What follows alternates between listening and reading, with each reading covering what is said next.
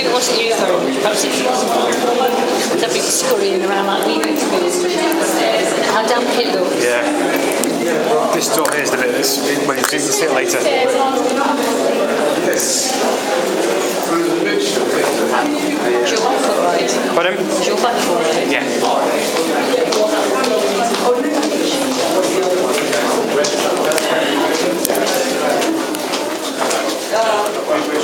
Live track. Live track. We want to gather relatives down here.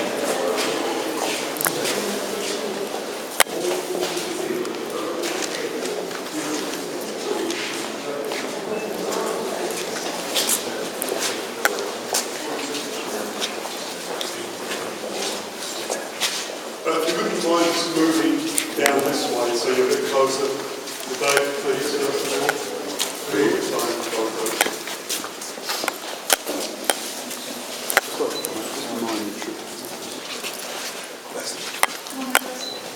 Okay, everyone.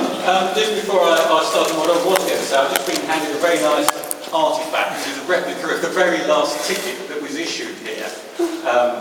It's a copy of it, but if any of you want to have a quick look at that, which has just been passed to me by one of the people on the tour, then I'll keep hold of it and you can have a quick look at it while we're down here. So again, I'll just give you a couple of minutes on platform 1, which we're on now, and then there'll be an opportunity to have a good look round down here and take photos and soak up the atmosphere. So the service down here has always been of shuttle trains from Holborn. There's pretty much been, other than very odd exceptions, no through train service, just a shuttle train which runs backwards and forwards the 450 odd metres up to Holborn station. And it was only ever 2 or 3 carriages long, so quite a sort of small branch affair. The platform that you see here is one of the shortest, together with the other one, is the shortest on the underground. It's only 250 feet long, and it was deliberately designed as such because going back to it was almost known as the place was being built, but it would never be a successful station, unfortunately. So a very short platform. You'll notice it was only ever tiled halfway down. That's an original feature, so to speak, from 1907. Only the first 110 feet were tiled. The rest was left in its raw state.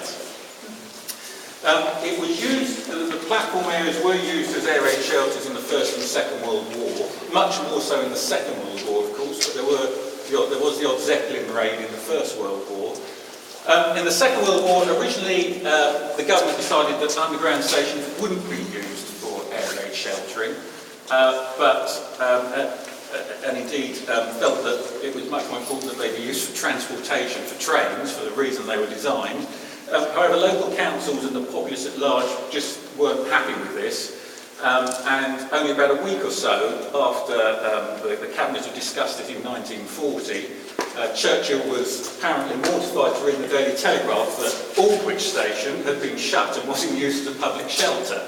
So there's sort of quite a fuss about the fact that this was used as a public air raid shelter, but nonetheless the sort of the common sense view prevailed. So, closed in September 1940, it was opened a month later, October 1940, as an official shelter. To start with, it had bunk beds for about 300 people in it.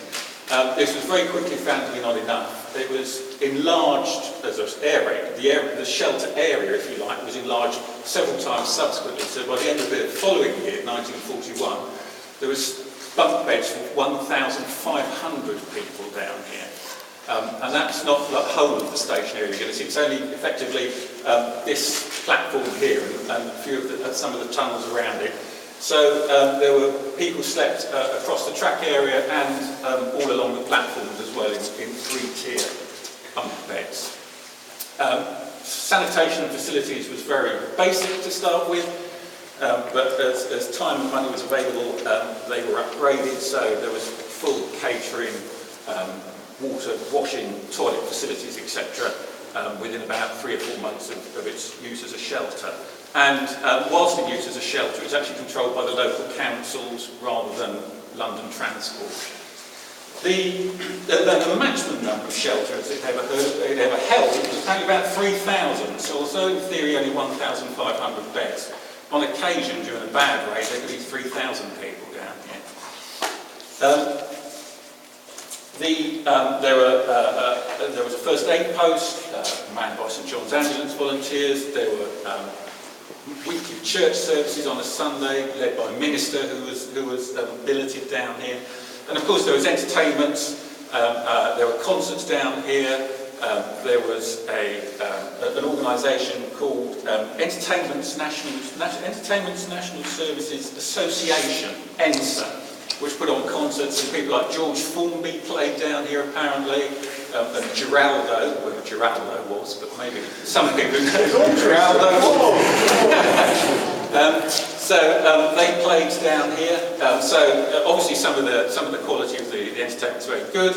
However, it wasn't always so good. So ENSA was soon rechristened every night something awful. So that gives you a line to what it was like.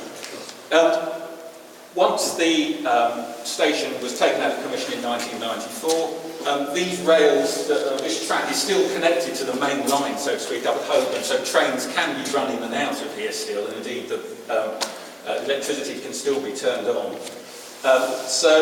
It's been used in what you might term civil defence exercises, for example, so in the training in the lead up to the Olympics, where various emergency scenarios are played out. That was done in this tunnel with a train. Just the last thing I want to say, a couple of brief words about is the posters, which you can see on the wall along here.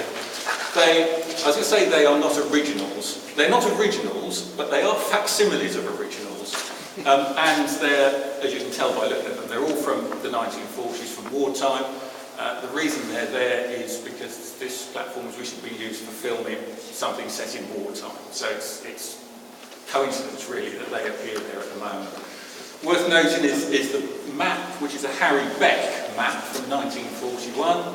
You may have heard of Harry Beck, who was a famous designer, the electrical engineer who first designed the underground map that we're familiar with today. As I said, that's a 1941 one. He first produced them in 1933, and he got the princely sum of 15 guineas for the design, which is £15.75 for the under beam. So, that's all I was going to say. Obviously, any questions, then please feel free, but also please feel free to have a wander around now and take some photos.